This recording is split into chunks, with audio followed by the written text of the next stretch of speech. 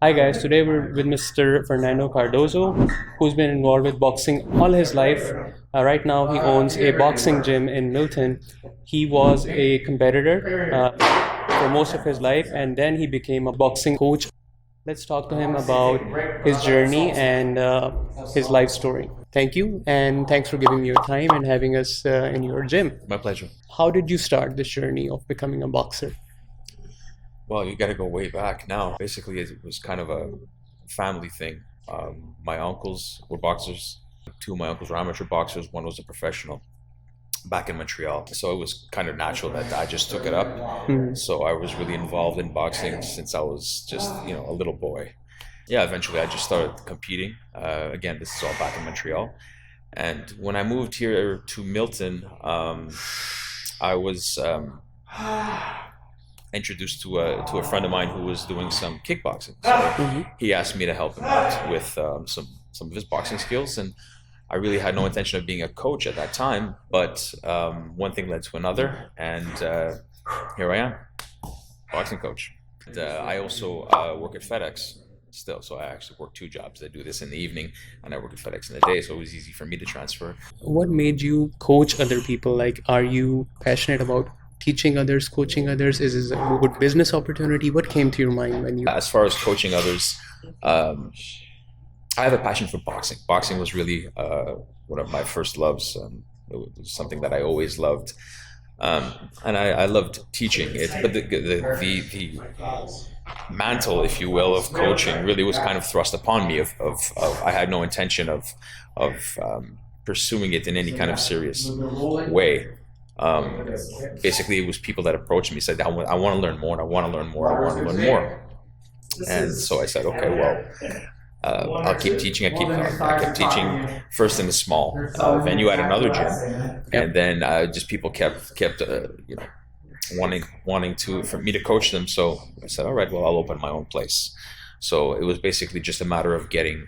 I already had the boxing knowledge. I had years and years of experience. My coach was one actually the best coaches in Canada. Was a man named Rashid Ali, and so I already had the knowledge there. So it was basically just getting certified by Boxing Ontario and the NCCP, which is the National Canadian Coaching Program, which was relatively easy. And then there we go, off and running. And do you have to be certified by these two organizations to... Now, if you want to have a competitive program, right? If you want to have a competitive boxing program, then yes, we have to be certified by Boxing Ontario, Boxing Canada, and the National Canadian Coaching Program, the NCCP. So you have to have taken courses with them and get certified with them, and it's a yearly process. You renew every year, and of course there's courses involved, of course, CPR and there's police checks, and there's a whole bunch of background things that you have to go through if you want to be a competitive coach and be certified and registered under Boxing Ontario. Now, if you want to open a gym, box fit, or whatever you want to call it, boxer size, unfortunately there's not really a certification. Anyone can do it, but I think if you don't know what you're doing, it'll become evident quick, apparently, right? Okay. So, and people can spot, I think, I don't want to say a fraud, but I want to say people can spot something that's not maybe a quality product. So when you say competitive boxing, can you please elaborate? Like, what can people do in your gym other than just learning boxing and doing some exercise? Can you train athletes for... Absolutely. Well, there's a lot of athletes actually that will cross-train, right? So you'll have hockey players that will come in and they'll just want to do something different because you're working different muscles in different ways, right? It's a different kind of fitness. And so my gym here, we're actually registered with both Boxing Ontario and Muay Thai Ontario, right? Muay Thai is a style of kickboxing that comes from Thailand. It involves punching, kicks, knees, and elbows. So we have the boxing, we have the Muay Thai, and we also have a strength and conditioning program with Coach Rick Tavares, and he runs all our strength and conditioning. So if somebody were to come in here and wanted to learn how to box just for fun and fitness, you can do that. If you wanted to compete, and when I say compete, I mean actually have sanctioned fights, right? Either on an amateur basis or a professional basis, well, obviously you always start as an amateur, and then you will progress hopefully, and then you can go on to a pro. But that's you always start as an amateur. So can you go in that stream here as well if you so choose? But it takes quite a bit of dedication if you want to compete. It's now you're talking about a whole different thing, right? There's one thing to do it for fun and fitness. It's another thing to actually do it for real, so to speak. Why boxing instead of another sports? Like what do you see different in boxing, which is sort of like a competitive advantage for boxers? Combat sports. So let's broaden it a little bit. Combat sports in general are completely different, because there's always there's the old saying, there's the old adage, you don't play boxing, right? Where you play golf, you play baseball, you don't play boxing. Even though it's a sport, it's not a game, right? So it's you really don't have teammates to rely on once you get. I'm talking about competition-wise here, okay? So if you're really going to compete, it's basically you and your opponent, right? And there's no timeout, I need a rest. No, it's you and your opponent, and your teammates they're supporting you, but they're outside. Yeah. Right? They're not there with you. And now the preparation is a team effort, of course. Right? The preparation is a team effort. Right? Now, as for the regular people that just want to do it for fun and fitness, boxing is an amazing workout. It's an amazing workout. It's one of the greatest. I mean, they've done research on it, and it's one of the best exercises you can do to develop coordination, hand-eye coordination, cardiovascular fitness. It's just really, really great. And I encourage everyone, don't just do boxing.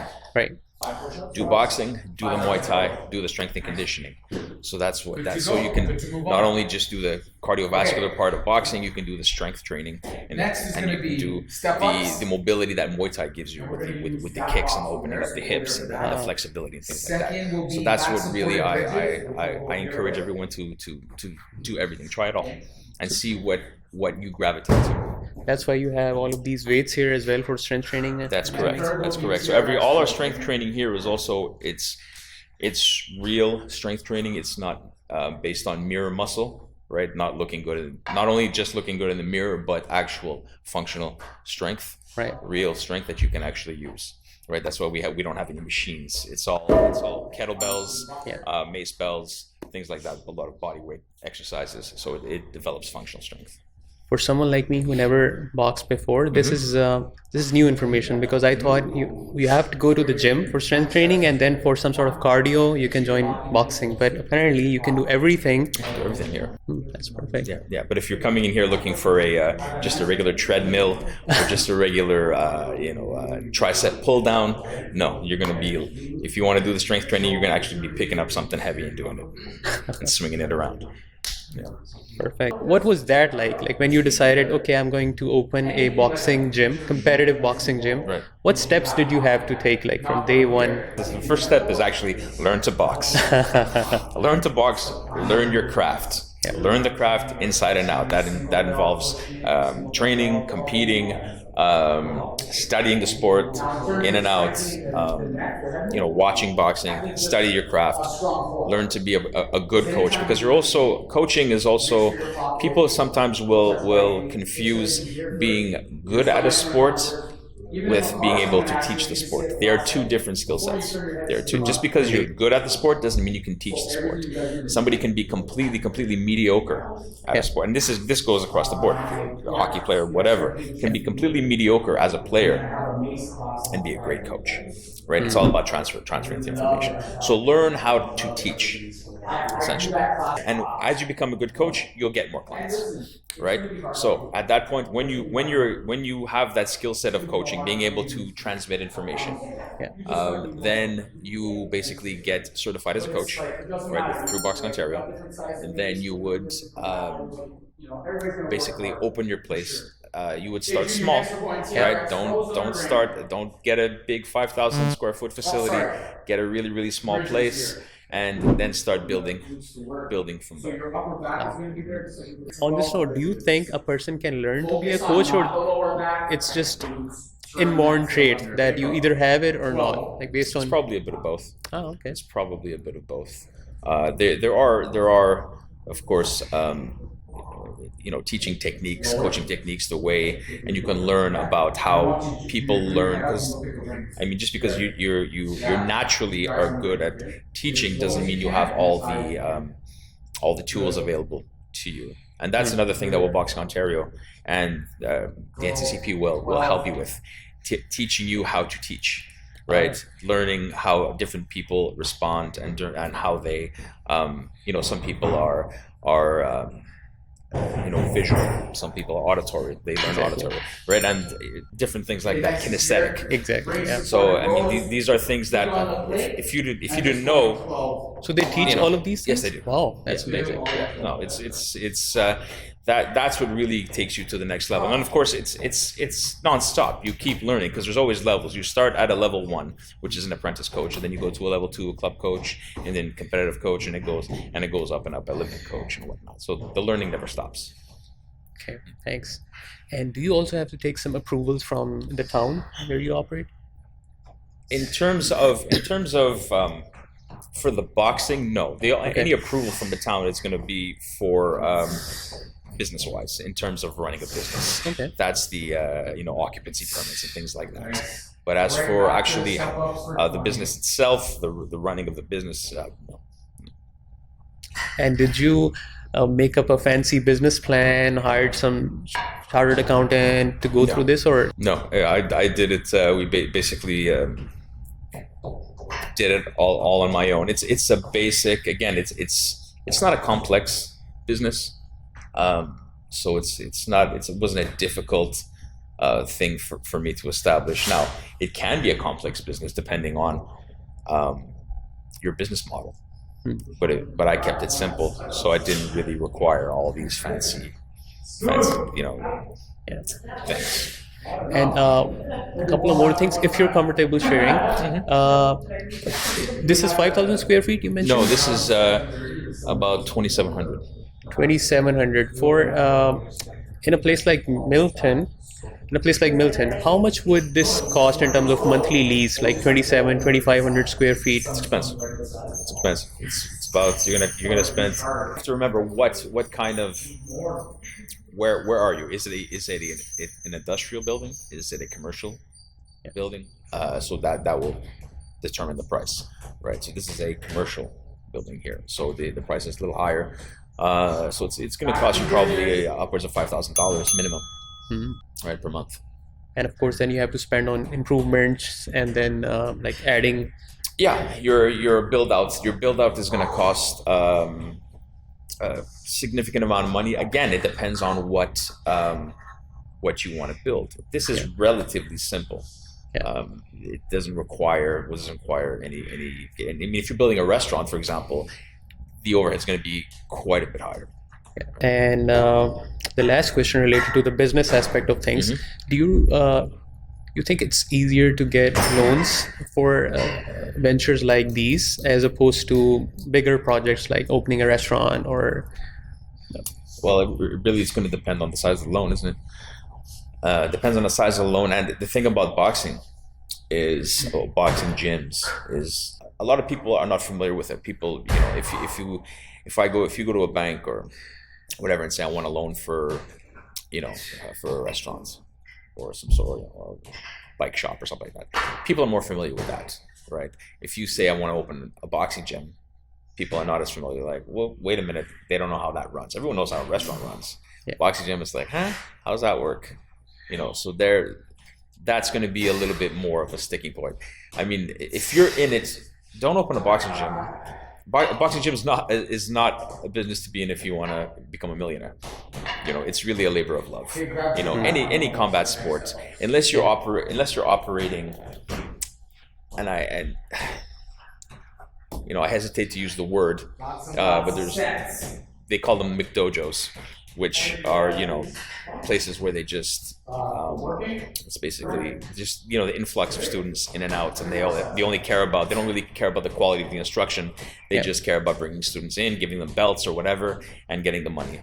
Then you can make a significant amount of money, right? But if you want to do a competitive gym, a real I don't want to say hardcore, but a real gym, yeah, it's a labor of love. It's not going to be something where you're going to make a ton of money, but you don't make money with fighters, right? That's not where you make your money, right? You make money with the regular people that just want to come in and have fun and get regular fitness. That's what pays the bills. Fighters don't pay the bills. If you have successful fighters, you'll bring in, right? You'll bring in more people. But fighters are few and far between. I have right now, how many active fighters do I have? Seven, 8, right? Compared to the 100-something regular members that I have. So these fighters are competing in different competitions, like on amateur level. Right now, everyone's competing on amateur level. Nice. Right? We have the provincial championships coming up in April. Right, the Golden Clubs. So that'll be coming up. So that'll be the next tournament we enter. Now, if someone like me who's maybe considering getting more fit and he's choosing between swimming, gym, like regular gym, and maybe karate and boxing, what would the pros of boxing be compared to some of the other sports? So you can help someone make this decision. I would say it's really a matter of personal choice. I mean, again, the pros of boxing is the cardio is second to none. The cardiovascular is second to none. You will get in shape like you won't believe. But it really matters if you really want to get fit. The thing is, it's about persistence, and you got to stick to it. And you're only going to stick to it if you have fun. Fun is what makes you excel at what you do. If you're not having fun, it turns ugly, and it becomes work, and you're not going to continue, right? So I would tell anyone out there who wants to get fit I would say try different things. Try different things. Try the swimming. Try the karate. Try tennis. Try whatever. Try the boxing. And then whatever you enjoy the most, whatever is going to keep you coming back, that's what you should do. And when you say consistent, how many days a week would you recommend? Everyone asks me that. Everyone asks me that question. That's a funny question. It's really, it's not a singular approach. I mean, it depends what your goal is. It depends what your goal is. Now, for example, if it's losing body fat, for example, you can come into the gym, 6 times a week and work out like crazy. But if you go home and eat chips and pop and cake, you're just gonna have muscles underneath layers of fat, essentially. So it's really they say abs are born in the kitchen. Abs are created in the kitchen, right? So average, you should be. I'd give everyone just an average. You should be working out at least 3 times a week. Finally, those who want to find you on social media or your website, where can people find you and get in touch with you? You can find us on Facebook at Cardoso Boxing. Okay. We're also on Instagram. Right. So at Cardoso Boxing, our website is www.cardosoboxing.com. You can find us there. And that's pretty much the social media we have is Facebook and Instagram. And you can also just pop by the gym, come inside, always try a free class.